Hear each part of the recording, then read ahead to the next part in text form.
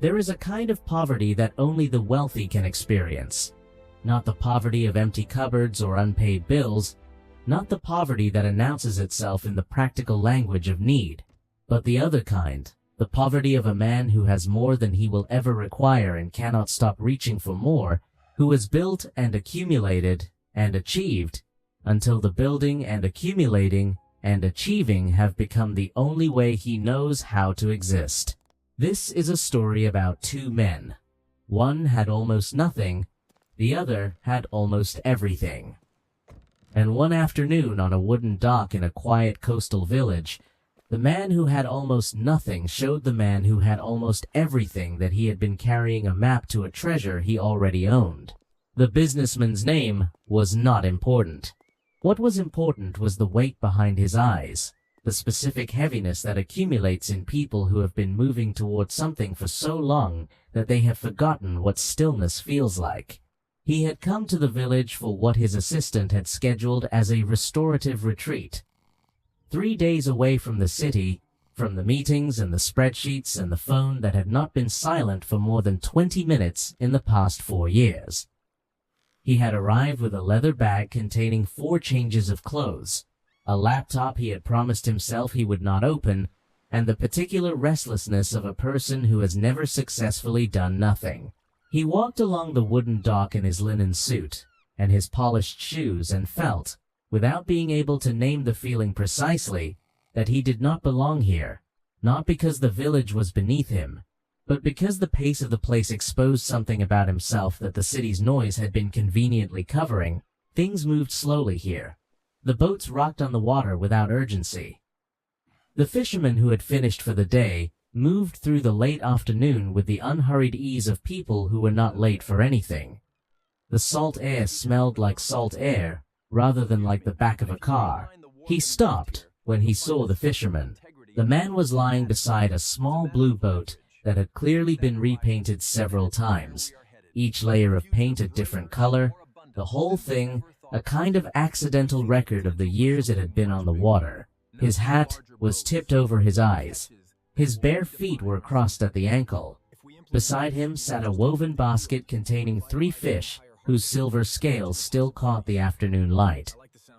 The businessman stood there for a moment, looking at this scene with the instinctive evaluation of someone who sees any situation primarily in terms of its efficiency. A fit man, capable, the sea calm, the afternoon still bright, and here was this man lying under his hat, as if he had nowhere to be and nothing to do.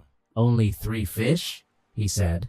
His voice came out louder than he intended, sharpened by the particular impatience of someone who cannot look at underutilization without wanting to correct it. "Why aren't you out there catching more?" The fisherman lifted his hat with one lazy finger and squinted up at the stranger. He took the businessman in slowly, the tight collar, the gold watch, the shoes that had no business being on a wooden dock with the calm, curious attention of a man who is not threatened by the presence of someone very different from himself. "I caught enough for my family's meal today," he said, "and a little extra to share with my neighbor. His back has been troubling him this week, and he hasn't been able to go out." He settled the hat back over his eyes. "That is enough for me." The businessman stepped closer. He had built 3 successful companies.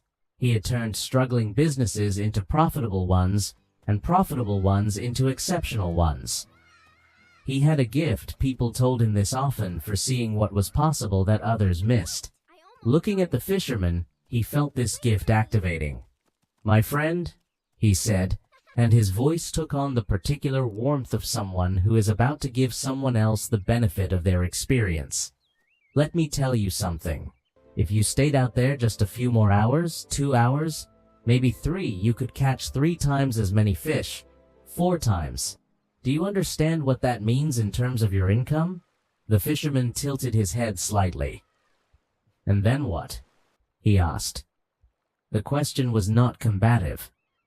It was genuinely curious, asked with the patient attention of someone who has time to follow an idea wherever it leads. The businessman felt the question as an invitation. He stepped further onto the dock and began to draw the picture. "Then you take that money and you invest it. You buy a bigger boat, a real boat, not this little thing, and you go further out where the fish are larger and more plentiful. Your catch doubles, then triples. You start selling to the market in the city. You establish relationships with buyers.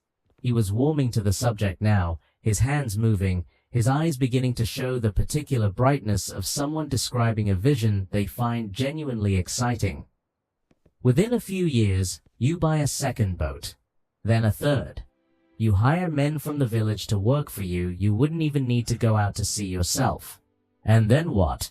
The fisherman asked again, the same gentle patience. Then you incorporate. You skip the middlemen who take their percentage and cut into your margins. You build cold storage facilities. You start exporting your fish in crates, traveling to other countries, your name on the side of every one of them. In 15 years, maybe 20, you sell the whole operation. You become a very wealthy man. He spread his hands. Everyone in this village would know your name.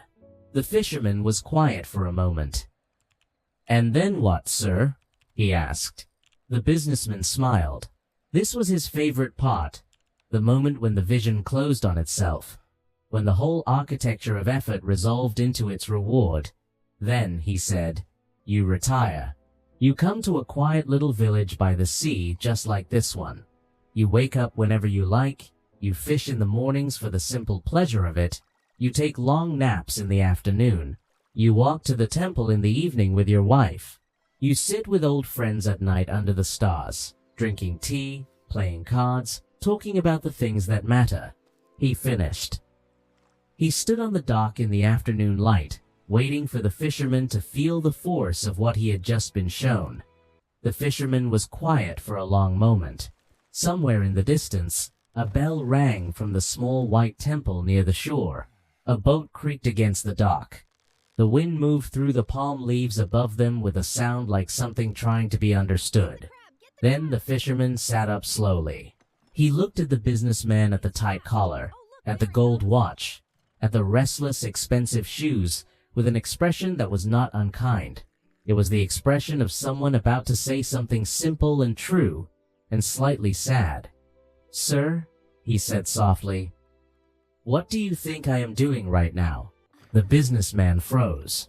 The words landed in him the way that certain true things land, not loudly, but with the particular weight of something that has always been there and has finally been said. He looked at the 3 fish in the basket, their silver scales catching the light. He looked at the small blue boat, its layers of paint telling the story of years on the water. He looked at the simple house behind the coconut trees, where a woman was hanging cotton fabric to dry on a line, and 2 children were chasing a goat through the yard, shrieking with the particular joy of children who have been told to catch a goat and understand that the catching is less important than the chasing. The fisherman already had the life he had just spent 10 minutes describing. The morning fishing for the joy of it, the afternoon nap, the evenings with family, the nights with old friends, the unhurried days, the sea breeze, the village where everyone knew each other, the absence of the weight behind the eyes. He had described it in detail, the life the fisherman should spend 15 or 20 years working toward. And the fisherman had been living it already, quietly, right here, all along. For the first time in many years, the businessman did not know what to say. His mouth opened, then closed. All the strategies, all the projections, all the compound interest of his ambitions, they folded quietly inside him, the way a map folds when you discover you have been holding it upside down. Standing there in his expensive suit on the wooden dock, he felt, inexplicably, like the poorer man. The fisherman tipped his hat back down over his eyes. He settled his shoulders into the wood beneath him. His chest rose and fell with the ease of a man who had nothing to worry about. The businessman walked back down the dusty path toward his car. Something inside him was different. He had walked to the dock with the gift of seeing what was possible. He was walking away having seen, perhaps for the first time, what was already there. There is a question the businessman asked himself that night, in the rented room overlooking the harbor, listening to the water and the wind and the distant sound of someone playing music that did not belong to this century. The question was not philosophical or dramatic. It was simple and practical and slightly embarrassing in its simplicity. What am I chasing? Not the answer he would have given in a meeting, the growth targets, the market position, the long-term vision, but the actual answer, the one that lives beneath the professional answer, the one he had been avoiding by staying busy enough that it never had a chance to surface. What do I actually want? And the follow-up question, which was harder still, is it possible that I already have some of it? He thought about his daughter, who had stopped asking him to watch her school performances because the answer was always the same. He thought about the Saturday mornings he had spent in the office while the city outside went about its unhurried weekend business. He thought about the last time he had sat with friends without checking his phone and couldn't remember when it was.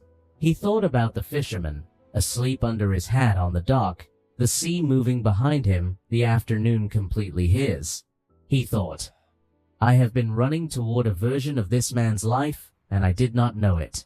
The fisherman's question, what do you think I am doing right now, is one of the oldest questions in human experience, asked in different forms, by different traditions, for as long as people have been acquiring things in the hope that enough acquisition would eventually become enough.